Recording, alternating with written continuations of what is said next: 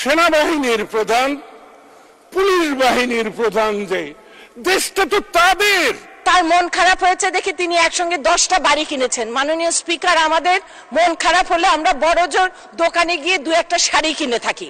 তিনি ডিজি এবং DMP commission থাকা অবস্থায় যে জমিগুলি কিনেছেন, সেই জমিগুলি বেশিরভাগ হিন্দু সম্প্রদায়ের। এইটাই প্রমাণ হয়েছে যে সব সম্ভবের দেশ বাংলাদেশ। এভাবেই জাতীয় সংসদে ক্ষোভ ঝাড়েন সংসদের বিরোধী দলীয় হুইপ মজিবুল হক চুন্নু, সরকারদলীয় সংসদ সদস্য তারানা হালিম ও স্বতন্ত্র সংসদ সদস্য লতিফ সিদ্দিকী। চাকুরিতে থাকা অবস্থায় পুলিশের সাবেক মহাপরিদর্শক বেনজির আহমেদ কিভাবে এত সম্পদের মালিক হলেন তা নিয়ে বিস্ময় প্রকাশ করেন তারা।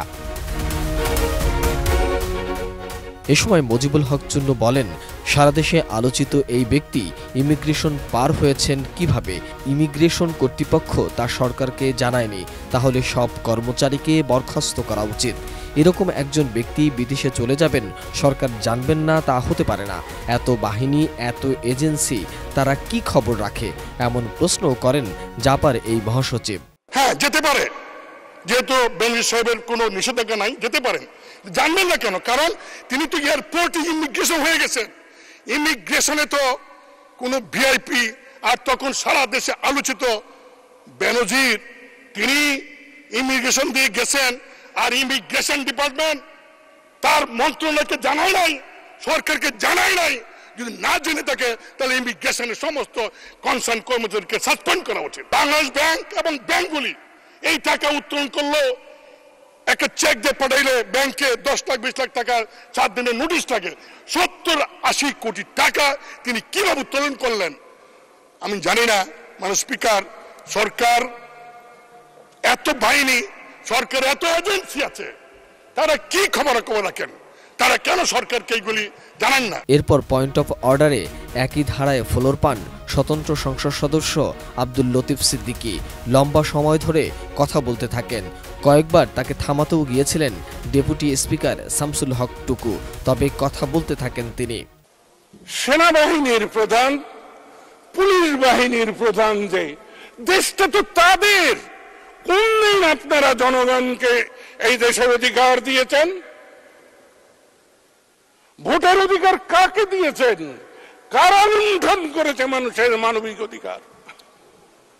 আজকে চিৎকার করার আগে বুকে হাত দিন, সত্য বলতে শিখুন, সত্য বলুন। এই বেনজির নিয়ে, আজিজ নিয়ে, আনোয়ার আজিজ নিয়ে আমি নির্বিকার। আজকে আপনারা যেখানে বসেছেন, আপনারা কারা?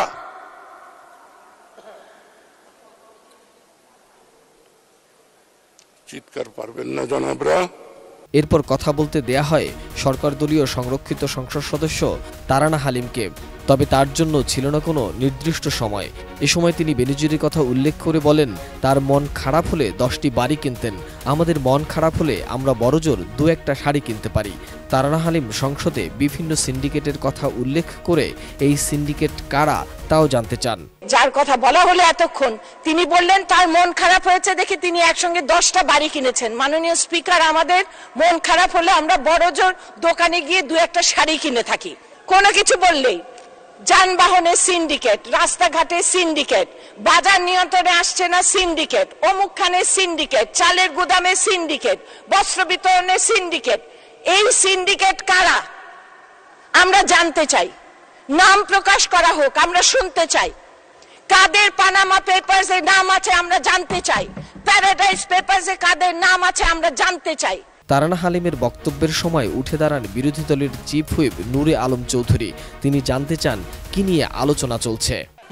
মাননীয় স্পিকার, আলোচনাটা কিসের উপর হচ্ছে আমি একটু ঠিক বুঝতে পারতেছি না যে আপনি কিসের উপর এখন আলোচনা? এটা কি কোনো জেনারেল আলোচনা? এটা কি বাজেট অধিবেশন আলোচনা? পয়েন্ট অফ অর্ডার যদি থাকতে হয়, ঠিক পয়েন্ট অফ অর্ডার বলতে হবে কিসের উপর, এবং সেটার একটা সময় থাকবে। আপনি একটা পয়েন্টের অর্ডারের উপর যদি আধা ঘন্টা একজনকেই বক্তব্য করার সময় দেন, তাহলে তো সংসদের নীতিমালা, কার্যপ্রণালী, বিধি, এগুলি কোনোটাই মানা হচ্ছে না। বড় পয়েন্ট অফ অর্ডার অবশ্যই সেটাকে বলতে হবে কি পয়েন্টের উপর, এবং সেটার জন্য আপনাকে সেই টাইমের মধ্যে শেষ করতে। আপনি তো জেনারেল আলোচনা শুরু করে দিচ্ছেন, এবার কোন ধারায় বলতেছে? মোহাম্মদ সোহাগ বিশ্বাস, এটিএন নিউজ, ঢাকা।